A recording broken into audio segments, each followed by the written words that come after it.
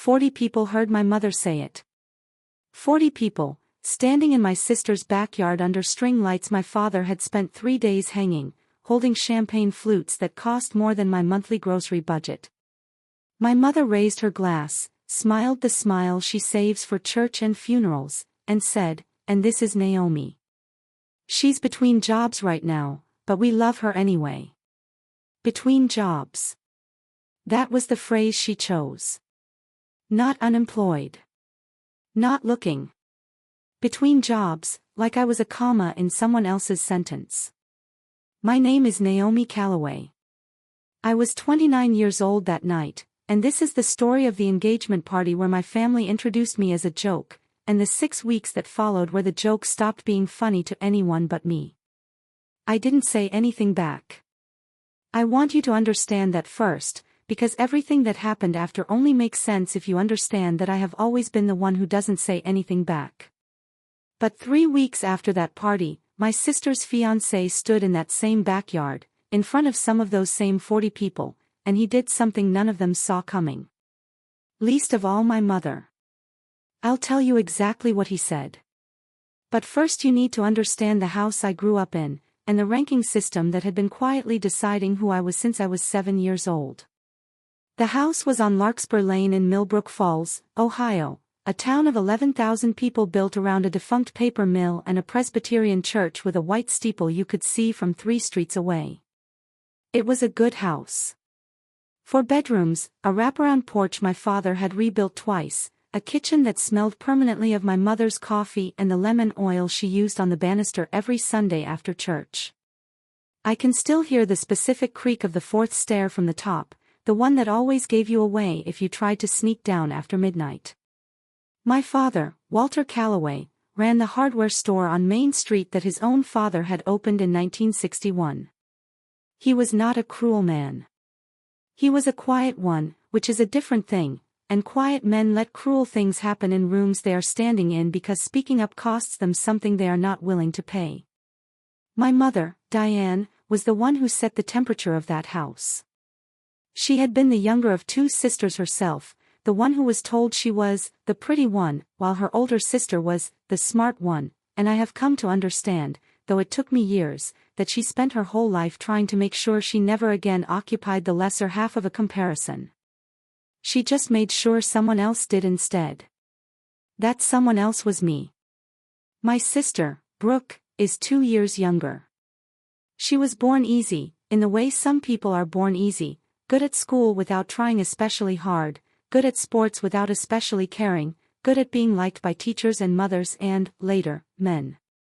She has our mother's exact laugh, a high, bright sound that turns heads in restaurants. I have our father's laugh, quieter, the kind that stays in the chest. From the time I was old enough to notice anything, I noticed that Brooke's report cards went on the refrigerator and mine went into a kitchen drawer, not out of malice, my mother would say if you asked her, but because yours were always so close to Brooke's anyway, sweetheart, we didn't want her to feel like she had competition. I was 9 when I heard that sentence. I understood it exactly. There was a hierarchy in that house, unspoken but load-bearing, the way a house has walls you don't think about until one of them is holding up the roof. Brooke got the piano lessons. I got told I could practice on the church piano if I wanted, since we couldn't do 2 sets of expensive lessons.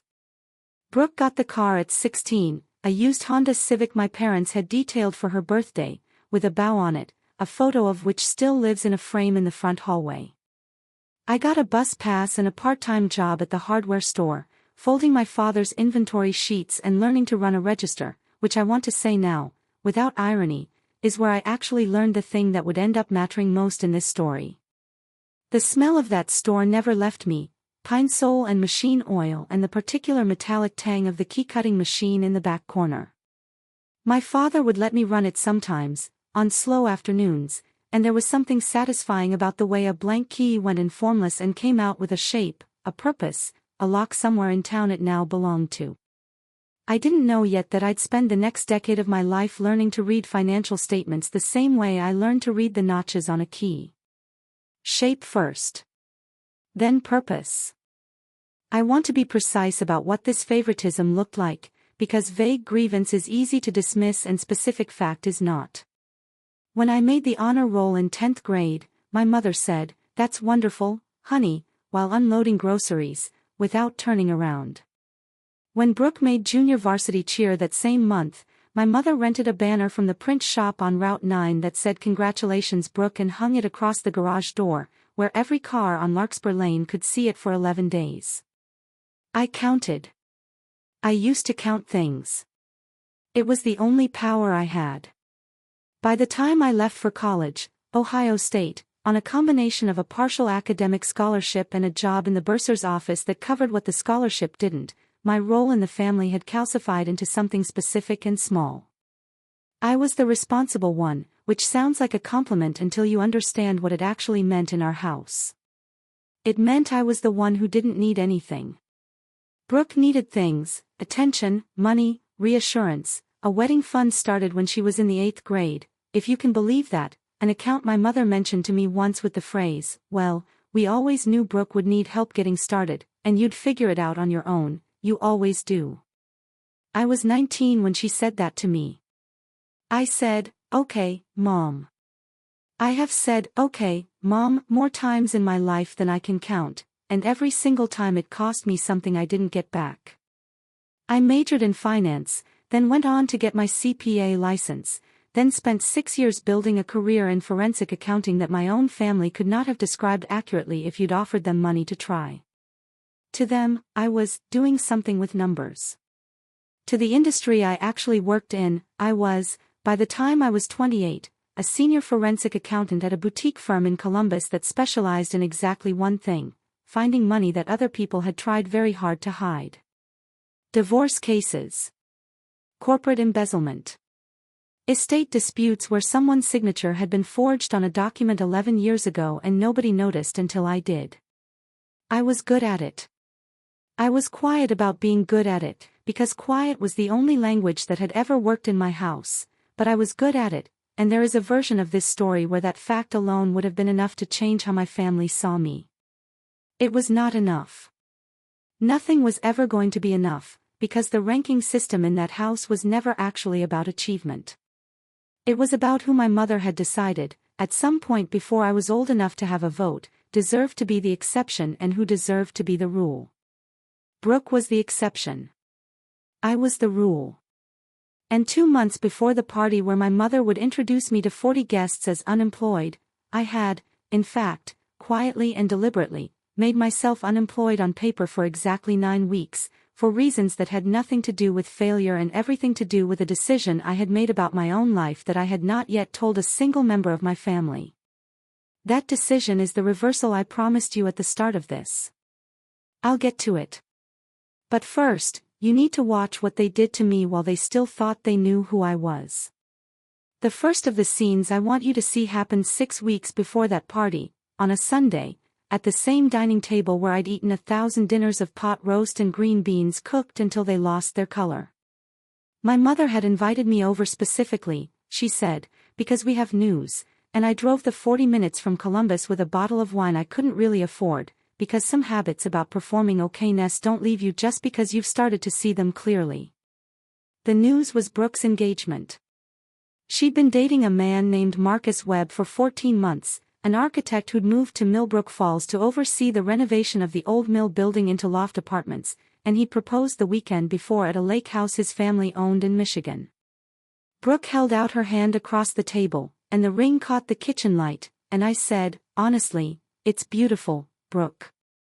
Congratulations." I meant it. I want that on the record. Whatever else is true about that family, my feelings toward my sister were never as simple as the story of a rivalry. I loved her. I still do. She was just never taught to see me as anything other than the background she got to shine against. It was my mother who turned the conversation, the way she always did, the way water finds the lowest point in a room. "We're thinking 80 guests," she said, "maybe more once Marcus's family gets involved," and then, without any transition at all, she looked at me and said, "You'll bring a +1, won't you, Naomi? Or is that still complicated right now?" I said I'd come alone, that was fine, and my mother nodded slowly in the way she does when she's decided something about you and is simply waiting for you to confirm it. That's probably easier, she said. One less thing to worry about, with everything else going on. I asked what she meant by everything else. She waved her hand. Oh, you know. Your situation. My situation, at that exact moment, on paper, was this: I had resigned from my position at the Columbus firm 8 days earlier, on excellent terms, with a departure letter my managing partner had written that used the phrase, "We are only losing her to something bigger, and we hope to work with her again soon." I had not told my family this.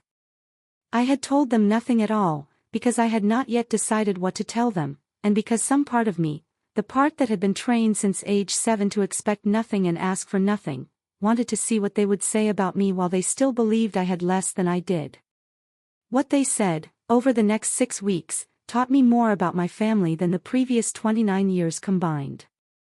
2 weeks after that dinner, there was Brooke's engagement shower, held at my mother's house. 41 women crowded into a living room strung with paper tissue pom-poms in blush and gold that my mother had ordered from a catalog and hung herself over 3 evenings. I helped set up. I always helped set up.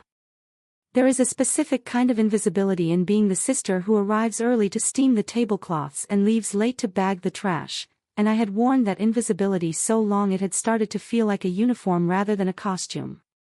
During the gift opening, Brooke unwrapped an envelope from our Aunt Carol containing a check for $4,000, toward the honeymoon, and the room made the appropriate sound of delighted surprise.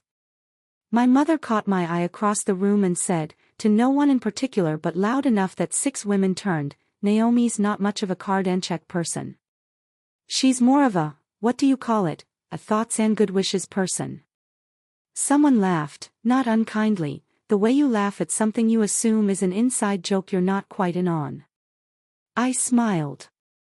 I said, "I got her the caterer's deposit covered for the shower today," actually, which was true. I had $340, quietly, to the woman running the coffee station, and my mother said, "Oh, well, that's sweet," in the tone she uses for gestures she considers beneath the real gift-giving happening in the room, and moved on to open the next card.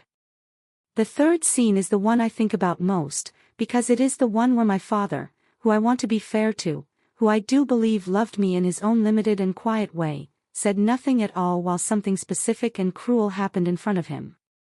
It was a Sunday dinner again, 3 weeks before the party, and Marcus was there for the first time as an official member of the family, and my mother was performing a version of hospitality that involved narrating our family history to him as though he were a documentary crew.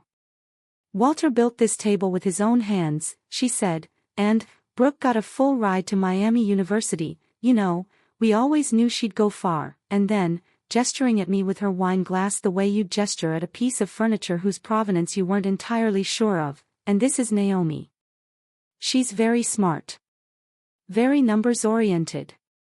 Isn't it funny, Marcus, some people just aren't built for the spotlight." Marcus looked at me for a second longer than the comment warranted. I remember that, because at the time I read it as pity, and I was wrong, though it would take 3 more weeks for me to understand how wrong.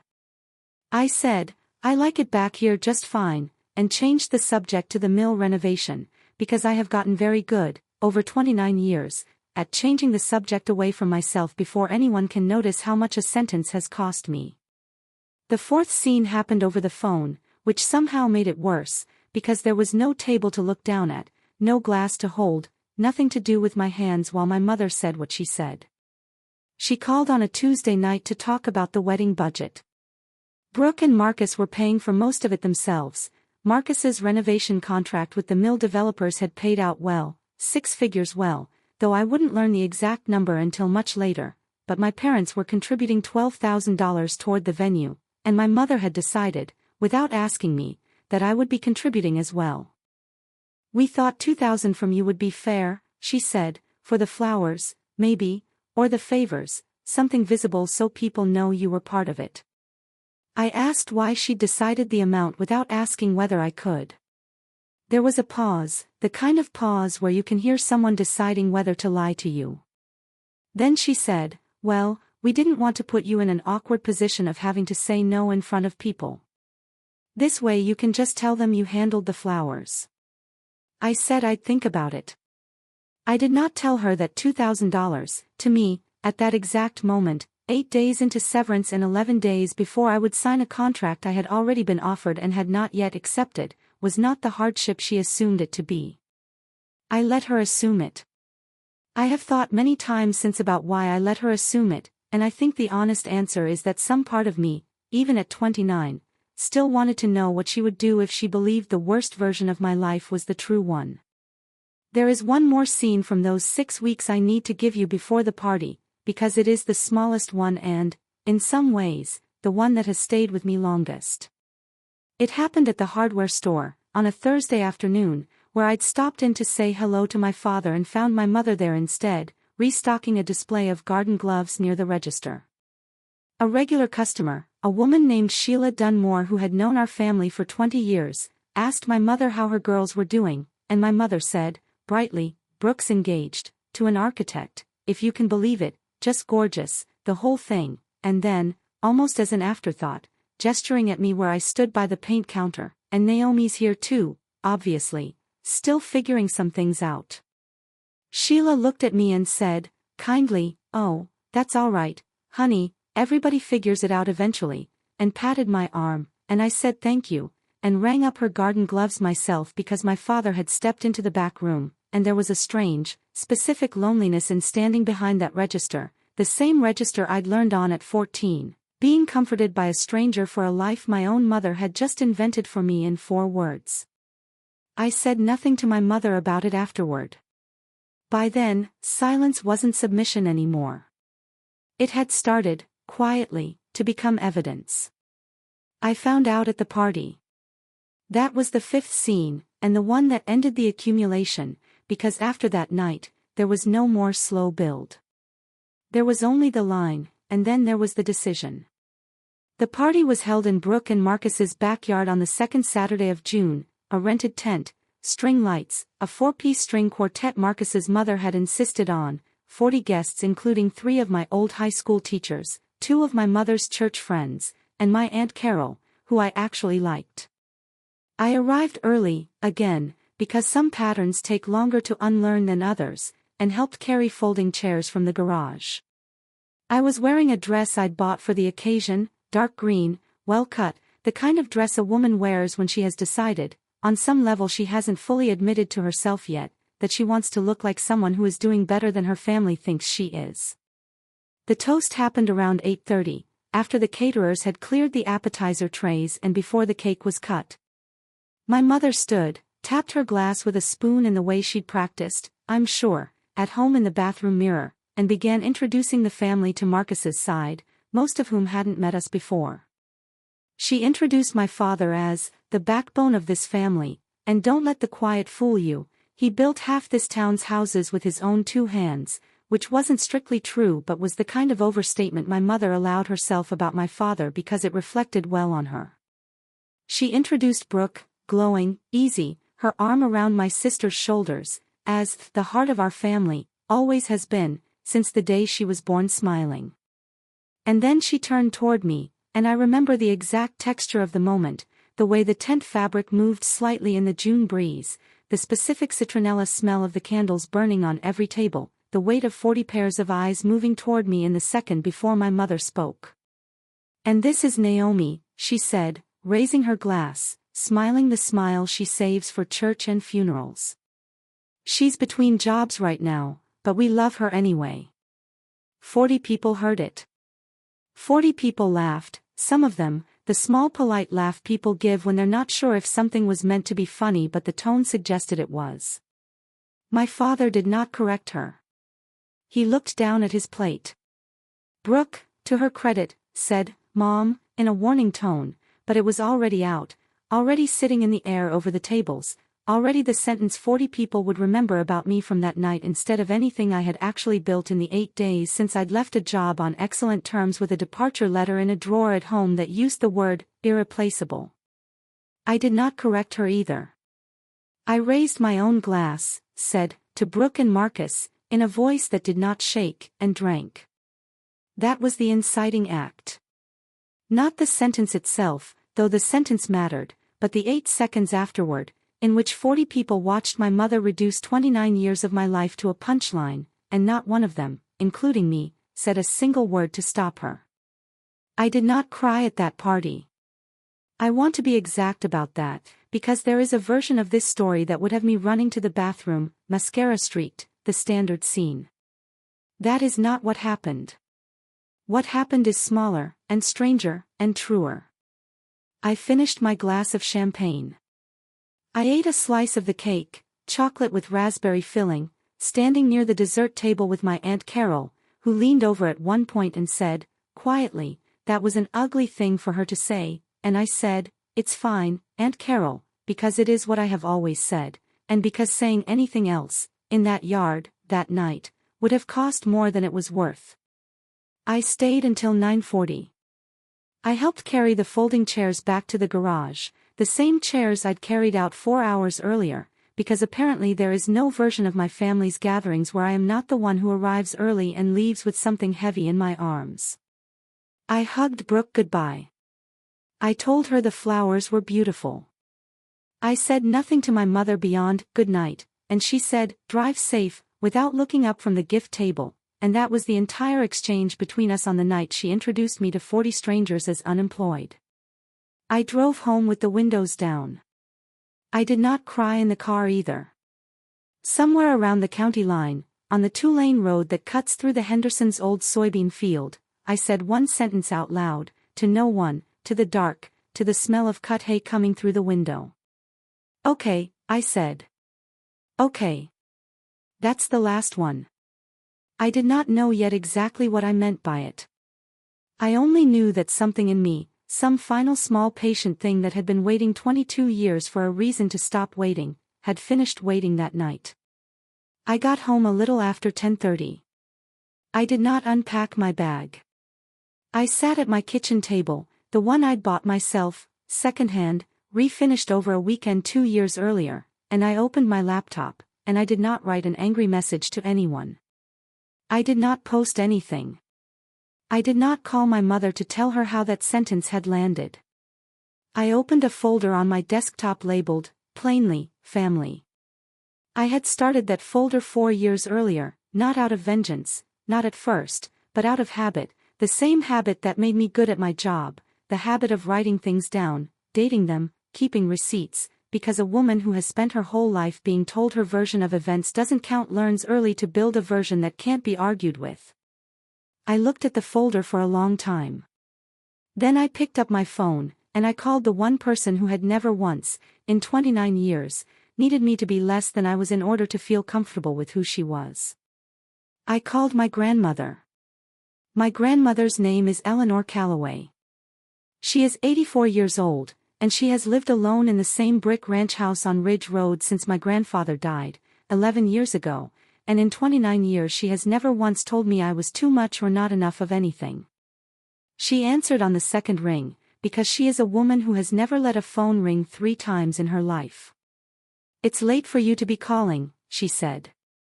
Not alarmed. Just accurate. Mom introduced me as unemployed tonight, I said. In front of 40 people. There was a silence on the line, and then my grandmother said something I will remember until the day I die. Well, she said, that's an interesting thing for her to say, given what's sitting in that trust account. I want to explain what she meant, because it is the hinge this entire story turns on, and because I did not fully understand it myself until 3 days later, sitting across a conference table from an attorney with a stack of documents between us. My grandfather, Harold Calloway, died in April 14 years ago and left a trust, established the year I turned 16, that named both Brooke and me as equal beneficiaries, a fact I knew in the abstract the way you know a fact from childhood that has never been tested, a story rather than a number. The trust held, at the time of his death, $340,000, funded largely by the sale of 40 acres of farmland he'd inherited from his own father.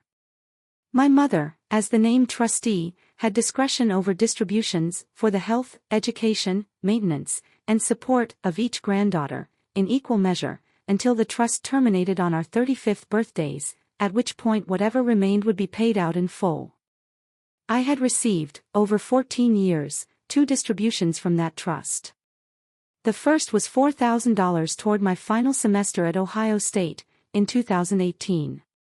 The second was $1,100, 5 years later, towards CPA exam fees, released only after I asked for it twice, in writing, and was told the second time that my mother wanted to make sure the fund had enough left for Brooke's wedding someday.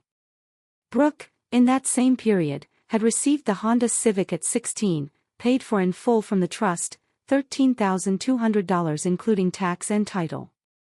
She had received her tuition gap at Miami University covered for 2 years running, another $41,000, after her academic scholarship was reduced for a GPA dip in her sophomore year that our mother described to me, at the time, only as Brooke going through something. She had received $9,000 toward a study abroad semester in Florence. And she had received, 11 months before her engagement to Marcus, $60,000 transferred directly into a joint checking account she shared with our mother, labeled in the trust's own ledger, which I would not see until days later, as wedding fund, per Brooke's needs discussed. My grandmother did not know all of these numbers off the top of her head that night on the phone. What she knew was simpler and, in its way, more damning. She knew that my grandfather's will had been explicit, that the split was meant to be equal, that he had said to her directly, in the last year of his life, sitting on the porch of the Ridge Road house, Naomi's the one who'll actually need it managed carefully, because she's the one who won't ask. My grandmother had never forgotten that sentence. She had simply never had a reason, until that phone call, to say it out loud to the person it was about. I sat at my kitchen table for a long time after that call, turning my grandmother's sentence over the way you turn over a stone you suspect has something living underneath it. I thought about the $4,000 for tuition, released only after my mother made me explain, in an email, exactly what it was for, as though I were applying for a grant rather than asking for what my own grandfather had set aside for me by name. I thought about the $1,100 for exam fees, and the sentence that had come with it, we wanted to make sure the fund had enough left for Brooke's wedding someday, spoken to me 2 full years before Brooke had even met Marcus, as though my sister's future happiness were already a line item my present needed to be weighed against. I want to say plainly that I did not spend that night constructing a case out of spite. I have built enough forensic cases, for enough strangers, to know exactly what spite looks like on a spreadsheet, and it looks sloppy, inflated numbers, cherry-picked dates, categories drawn to make a story rather than to find one. What I built instead, over the following 72 hours, was the same thing I would have built for any client who walked into my office with a folder of half-remembered grievances and asked me to tell them whether they were right to feel what they felt. I built a timeline first, empty of judgment, just dates and dollar figures in a column. Only after the timeline was complete did I let myself look at the shape it made. I did not sleep that night. At 6 the next morning I drove to my grandmother's house, and she made coffee, and she gave me a folder she had kept in her cedar chest for 11 years without ever mentioning it to anyone, a copy of my grandfather's original letter of trust intent, handwritten, dated March the 4th, the year before he died, along with a copy of the trust document itself, which my mother had filed away and which I, as an adult beneficiary, had never once been shown in full. By 9 that morning I had called a trust and estates attorney named Renata Okafor, a woman I knew professionally from a case 3 years earlier where I had served as the forensic accountant and she had served as opposing counsel, on opposite sides of a nasty divorce, and had walked away from that case with a mutual, wordless respect for how the other worked. I told her what I had. She told me to bring everything. What I brought her, 4 days later, on a Thursday, was not a folder of feelings. It was a spreadsheet, built the way I build every spreadsheet, the way I had built hundreds of them for strangers' messiest financial lives without ever once turning that same tool on my own family.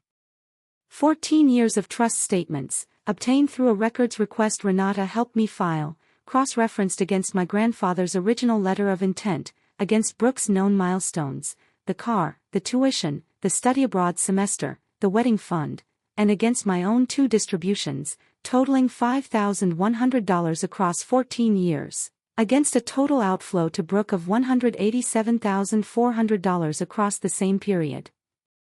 $187,000. That is not an estimate. That is the number Renata Okafor read off my own spreadsheet, cross-checked against the trust's bank records, and confirmed in a follow-up letter dated the following Monday, a documented, provable disparity of $187,400 in distributions that a signed legal document required to be equal. She read the spreadsheet in silence for almost 10 minutes, which is a long time to sit across a conference table from someone while they work, and I recognized the particular quality of her silence, because it was my own, the silence of a person checking a number twice before she'll let herself believe it. At one point she asked me to walk her through how I'd sourced the CPA exam distribution, because the date on the ledger didn't initially match the date on my own bank deposit, and I pulled up the original email thread on my phone and showed her the 6-day gap between my request and my mother's release of funds, and Renata nodded once, satisfied, and moved on. That is the kind of case this was from the very beginning. Not a story I was asking anyone to believe. A set of facts I was asking someone qualified to check. This isn't a gray area, Renata told me, across her conference table, tapping the spreadsheet with one finger. A trustee has a fiduciary duty to treat named beneficiaries equally unless the trust document says otherwise, and yours doesn't say otherwise. This is a breach. You could compel an accounting. You could remove her as trustee. Some of what she's done here could expose her to personal liability for repayment. She looked up at me. The question isn't whether you have a case. You clearly do. The question is what you actually want to happen. I told her the truth, which surprised her, I think, more than any number on the spreadsheet had. I didn't want to sue my mother. I didn't want to destroy my family in a courtroom. I wanted, I said, for the truth to exist somewhere outside of my own head, in a form nobody could later call an exaggeration, or a grudge, or the bitterness of a daughter who was never quite as easy to love as her sister. I wanted a document. And then I wanted to decide, once it existed, what to do with it. Renata drafted a formal demand for accounting on my behalf, addressed to my mother as trustee, laying out 14 years of distributions side by side, citing the trust document by section, citing my grandfather's letter of intent, and requesting a full accounting within 30 days, as was my legal right as a beneficiary. It was not an accusation. It was a spreadsheet with a law firm's letterhead on it, which is, I have learned in 6 years of this work, very often the same thing. I asked her to hold the letter. Not send it yet. There was one more piece of this I wanted to be sure of first, and it had nothing to do with money. 9 weeks before the party, I had resigned from my position in Columbus not out of any crisis, but because a firm named Hargrove & Vance, the largest forensic accounting practice in the state, had spent 4 months recruiting me after I served as an expert witness on a case their senior partner happened to observe. On the Monday after my sister's engagement party, one day after 40 people heard my mother call me unemployed, I was scheduled to sign an offer letter making me the youngest director in that firm's history, at a base salary of $196,000, with a signing bonus of $40,000, contingent on a standard 9-week gap required by my prior firm's non-solicitation agreement. A gap I had spent, in total silence, studying for 2 additional certifications and, apparently, being introduced to my own extended family as a woman between jobs. I signed that offer letter on a Monday morning at 9:14 a.m., alone, at my kitchen table, and told no one but my grandmother and Renata Okafor. I had my reasons. I wanted, for once in my life, to walk into a room already whole, already certain of exactly what I was worth, before anyone else in that family got the chance to tell me first. Renata sent the demand letter on a Wednesday. My mother received it on a Friday, by certified mail, at the house on Larkspur Lane, and I know the exact day because Brooke called me that evening, her voice tight in a way I had rarely heard it, and said, "Mom got something from a lawyer with your name on it. What did you do?" I told her the truth. I told her about the trust, about the $187,400 disparity, about the letter of intent our grandfather had written and our grandmother had kept in a cedar chest for 11 years. Brooke was quiet for a long time. Then she said, I didn't know, and I believed her, because Brooke has many faults, but I have never once caught her in a calculated lie, only in the comfortable ignorance of someone who was never required to ask where anything came from. What I did not know, that Friday night, was that my mother had already made a phone call of her own. Not to me. Not to Brooke, again, in any real way. To Marcus. I learned the details later, from Marcus himself, and I am telling them to you the way he told them to me, because I think it matters that you hear exactly what my mother said when she believed I would never find out. She called him on a Saturday morning and told him that I was going through something, that I had always struggled with jealousy where Brooke was concerned, and that I was now, 3 weeks before his wedding, trying to shake the family down over money that had been spent on things Naomi never even asked for. She asked him to talk to me. She asked him, specifically, to help her make sure this didn't ruin Brooke's wedding. Marcus is not a man who takes anyone's account of anything at face value. I did not know that about him yet, not really, not until this moment, but I have come to know it very well since. He told my mother he would look into it before he did anything at all.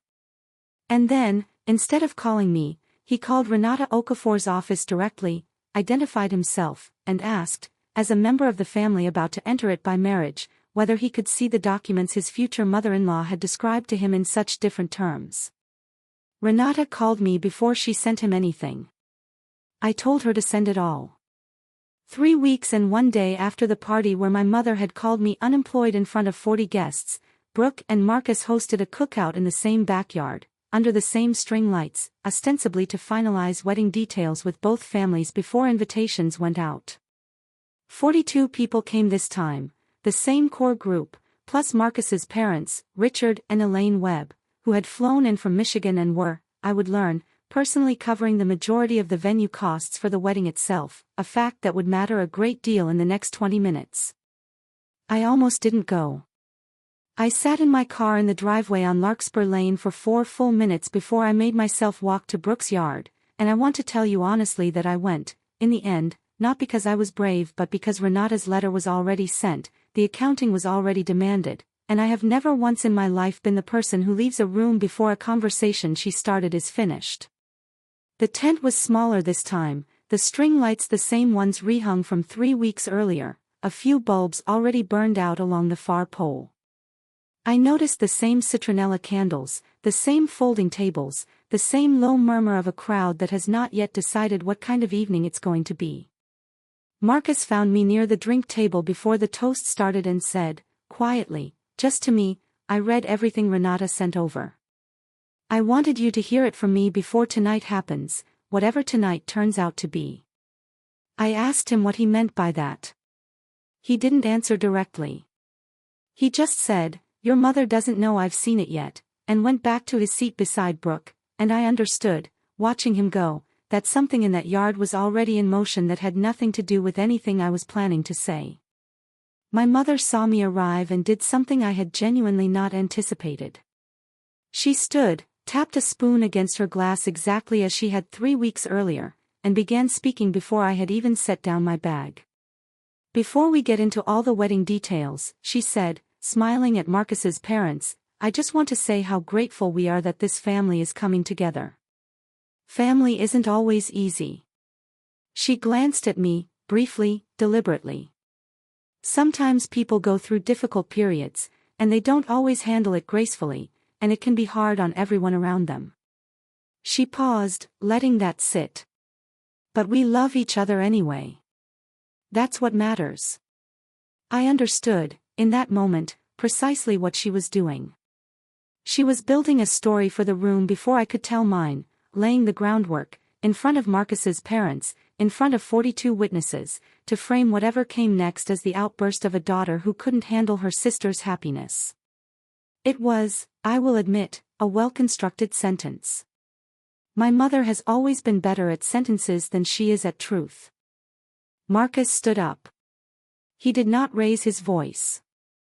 I want to be clear about that, because everything that followed happened in the same register my mother had used, calm, hosted, almost gentle, which is exactly why it landed the way it did. Diane, he said, before we move on, I think there's something the group should actually know, since you've brought family up." He looked at my mother, not unkindly, but without any give in it at all. "You called me last Saturday and told me Naomi was trying to shake this family down over money she wasn't entitled to. You said she'd always struggled with jealousy. I want to say, in front of everyone here, that I looked into what you told me, because I don't make decisions about people I'm marrying into a family with secondhand." He reached into the inside pocket of his jacket and took out a folded set of papers, copies, I would learn later, of the trust document, my grandfather's letter of intent, and the 14-year distribution ledger Renata had prepared. Naomi's grandfather left a trust split equally between her and Brooke. Over 14 years, Brooke received $187,400 more than Naomi did. That's not an accusation. That's the bank's own numbers. He looked around the yard, at Richard and Elaine Webb, who had gone very still, at Brooke, whose hand had come up to her mouth, at my father, who was staring at the folding table in front of him the way he had stared at his plate 3 weeks earlier. And 3 weeks ago, at this exact party, in this exact yard, Diane introduced Naomi to all of us as unemployed. She's not unemployed. She's a director at Hargrove and Vance, the largest forensic accounting firm in the state, and she signed that offer the Monday after we all watched her mother humiliate her over champagne. My mother's face did not fall so much as empty, all at once, the particular stillness of a person watching a story she had spent decades building lose its final load-bearing wall in front of the one audience she had never planned for it to fail before. Nobody spoke for a moment that felt considerably longer than it was. Then I stood up, because it was, finally, my turn to say something, and I had known, somewhere underneath all the years of saying, "Okay, Mom," exactly what I wanted that something to be. "I'm not here to shake anyone down," I said. "I filed a formal request for an accounting because I'm entitled to one, and because I spent 14 years being told I didn't need what I was legally owed. That's the whole story. There's no jealousy in it. There's just math, and math doesn't lie, even when people do." My mother recovered enough to speak, though her voice had lost the practiced warmth it usually carried in front of an audience. "That trust was mine to manage as I saw fit," she said. "Brooke needed more help. Naomi's always been the independent one. That's not favoritism, that's just knowing your children. Independent, Renata Okafor's letter had already made clear, is not a legal term. Neither is knowing your children. What is a legal term is fiduciary duty, and my mother, standing in that backyard, seemed to understand for the first time that the distinction was about to matter to more people than just the two of us. Richard Webb, Marcus's father, a retired judge who had spent 31 years on the bench in Grand Rapids before his son ever mentioned a trust dispute to him, spoke next, and he spoke the way I imagine he once spoke from behind a bench, measured, unhurried, entirely without cruelty, which somehow made it land harder than anger would have. "Diane," he said, "I don't know your family the way Marcus does now. But I've read a few trust documents in my life, and, as I saw fit, isn't in most of them, unless somebody wrote it in, and I'd be curious to see the language in yours." He didn't ask to see it. He didn't need to. The sentence did what it was meant to do. Aunt Carol, who had been standing near the dessert table exactly as she had 3 weeks earlier, said, quietly but not quietly enough not to carry, "I always wondered why Naomi's car was 6 years older than Brooke's." Nobody laughed this time. It wasn't that kind of comment. My grandmother, who had come to the cookout leaning on her cane and had said almost nothing all evening, finally spoke, and her voice, though soft, cut through the yard more cleanly than anyone else's had. "Harold split that trust in half because he loved both of his granddaughters the same," she said, looking at my mother, not at me. "He told me himself, the year before he died, that Naomi was the one who wouldn't ask for what was hers, and that someone would need to make sure she got it anyway. I kept his letter for 11 years hoping I'd never have to be the one to bring it out. I'm sorry it came to this, Diane. I'm not sorry it came out." Brooke had not said a word since Marcus first stood. She was looking at the folded papers in his hand, then at me, and when she finally spoke, it was not to defend our mother. $187,000, she said, mostly to herself, doing the math the way anyone would, counting the car and the tuition and the wedding fund against a single afternoon on a phone call asking for $1,100 in CPA exam fees. She looked at me. Naomi. I didn't know. I swear to God I didn't know. I know, I said. And I did know it. That is the part of this story I need you to understand clearly. I was never angry at my sister. I was angry at a system that had convinced an entire family, including her, that her needs were simply larger than mine by nature, rather than by design. My mother tried once more, turning to the broader group, her voice climbing toward the register she used at church when a hymn needed lifting. I don't understand why this has to happen here, tonight, at Brooke's celebration. Because you did it here, 3 weeks ago, at the exact same celebration, Marcus said. Still calm. Still without a single raised note in it. You don't get to pick the stage when it's convenient for you and object to it when it isn't. Elaine Webb, who had not spoken until this point, set down her glass and looked at my mother with an expression I can only describe as polite, professional disappointment, the kind you might give a contractor who had quoted you one number and delivered another. We're covering 60% of this wedding, she said. I'd like to understand the finances in this family a little better before we sign any more checks, if that's all right with everyone. That was the moment my mother sat back down. Not because anyone told her to. Because there was, finally, in that backyard, nothing left to stand up and perform. Here is what happened in the weeks after that cookout, in the order it happened, without embellishment, because the facts did not need any help from me by that point. My mother agreed, within 10 days, to a full accounting of the trust, supervised by Renata Okafor and a court-appointed guardian ad litem, rather than face a formal petition to remove her as trustee, which Renata had already begun drafting. The accounting confirmed the number precisely, $187,412 in disparity, down to the 12. My mother was required, under a settlement agreement rather than a judgment, to transfer $94,206 from her own retirement account, the exact sum needed to equalize what remained in trust for each of us before the account's scheduled termination on our respective 35th birthdays, into my name, with the remaining trust balance to be split evenly going forward. She did not go to prison. Nobody suggested she should. This was never a criminal matter. It was a family finally being made to do arithmetic it had spent 14 years avoiding. Word travels in a town of 11,000 people the way water travels through a house with old plumbing. You don't see it move, you just notice, one day, that a room you didn't expect has gotten damp.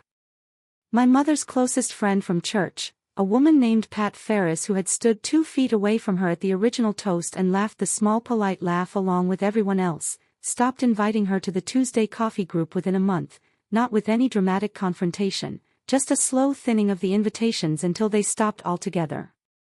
My father told me, on one of our dinners, that he'd overheard 2 women at the hardware store discussing what happened at the Callaway girls' wedding, getting half the details wrong and none of the cruelty exaggerated. I did not enjoy hearing that my mother had become a subject of town gossip. I want to be honest about that too. There is a version of this story that would have me say I felt nothing but vindication, and that version would be a lie, and I have spent this whole account trying not to tell you any of those. My father called me 9 days after the cookout, which was itself unusual, because my father does not call people, he waits for people to call him. He did not apologize in so many words. He said, I should have said something about the trust years ago. I knew the numbers didn't look right. I didn't want to start a fight with your mother over it. I told him I understood, and I meant it, though understanding something is not the same as being unbothered by it. He asked if I would come to dinner sometime, just the 2 of us, no Sunday table, no audience. I said yes. We have had dinner 4 times since, and each time he has told me one true thing he never said out loud when I was growing up. It is not enough to undo 29 years. It is, I have decided, enough to be worth showing up for. My mother did not call me for 6 weeks. When she finally did, it was 3 days before Brooke's wedding, and the call lasted 4 minutes. She said, "I hope you'll still come. Brooke wants you there." She did not say she was sorry for the toast, or the trust, or the 14 years of small refrigerator drawer sentences that had built the case for both. I asked her, directly, whether she understood why what she'd said at the engagement party had been cruel, separate from any question of money. There was a long pause. "I didn't think of it as cruel," she said finally. "I thought of it as honest." I told her that a thing can be factually accurate and still be a weapon, and that she had aimed hers at me in front of 40 people because it was easier than aiming her attention at me any other way. She didn't have a response to that. I don't think she'd ever had to build one before. Brooke's wedding happened on schedule, 6 weeks after the cookout, and I attended, and I gave a toast of my own, brief, because I have never needed many words to say a true thing, and I told my sister that I loved her, and that I hoped her marriage would be built on the kind of honesty ours as siblings had only just started to have. Marcus's parents seated me at their table, not my mother's, a small logistical choice that everyone in that room understood was not really about seating at all. Marcus and I never became close friends, exactly, though I respect him more than almost anyone else who married into that family's orbit. He told me once, months later, that he'd married Brooke for who she was, not for who her mother needed her to be, and that watching what happened to me had made him certain he'd chosen the right family to build a life alongside, provided he kept his eyes open about the rest of it. He and Brooke moved into one of the renovated mill lofts 8 months after the wedding. They are, as far as I can tell, happy. Aunt Carol still brings up the folding chairs sometimes, at holidays, as a kind of running joke that has quietly become a small tribute. "Who's carrying chairs this year?" she'll say, and everyone at the table now understands it means something different than it used to. Brooke called me a month after her own wedding, on an ordinary Tuesday, no occasion attached to it at all, which was itself new. Brooke had never once, in 29 years, called me for no reason. She told me she'd started asking our mother questions she'd never thought to ask before, about the car, about the tuition, about the $60,000 that had simply appeared in a joint account with a label already written on it before she'd asked for a cent of it. "I think I let myself believe I earned all of it," she said. "I don't think I ever once wondered what you didn't get instead." I told her she didn't owe me guilt, only honesty, and that the second one was worth considerably more to me than the first. She has kept, as far as I can tell, to that. She now calls the accounting firm's after-hours line a joke between us. Don't make me get Renata involved, and it makes me laugh every time, in the specific way only a wound that has actually closed can be joked about without reopening. My mother apologized to me for real exactly once, 11 months after the cookout, at my grandmother's 85th birthday, in the kitchen on Ridge Road, with no audience at all.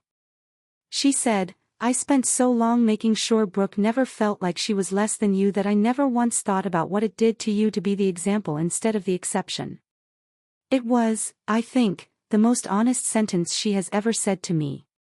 I told her I appreciated it. I did not tell her it changed everything, because it didn't, not by itself. But it changed something, and I have learned to take the somethings when they're offered honestly, rather than waiting for a hole I know isn't coming. People ask me sometimes, when they hear this story, whether I regret the 9 weeks I spent letting my family believe I had less than I did. I don't. I understand now that I wasn't testing them out of cruelty. I was testing them because some part of me needed, one final time, incontrovertible proof of exactly what my empty hands were worth to the people who were supposed to love them full. I know now what I lost in that house on Larkspur Lane, and I can name it precisely, the way I name everything. I lost 14 years of a trust that should have been mine outright, and I got most of it back, dollar for dollar, with interest, because the truth, once it exists on paper, does not negotiate the way people do. I lost a version of my mother I might have gone on believing in a little longer, if she hadn't handed me, so plainly, the real one, in front of 40 guests, over champagne. I do not know if I would take that version back even if I could. A truth you can build on is worth more than a comfort you can't. I know what I gained, too. I gained a father who now tells me one true thing every time we sit down together, which is not enough to fill 29 years of silence, but is, I've decided, enough to be worth the drive. I gained a sister who finally asks where things come from before she accepts them, which is a harder way to live than the one she had, and a better one. I gained a grandmother's cedar chest, opened at last, and the specific, steady sound of her voice saying my grandfather's sentence out loud in a backyard where it needed saying. And I gained the plain, settled knowledge that I never once had to raise my voice to be believed, because the numbers had already done the raising for me. I still work in forensic accounting. I am still, by nature and by training, the last person in any room to say something is wrong before I've checked it twice. But I don't wait anymore for someone else to hand me the folder with my name on it. I keep my own now.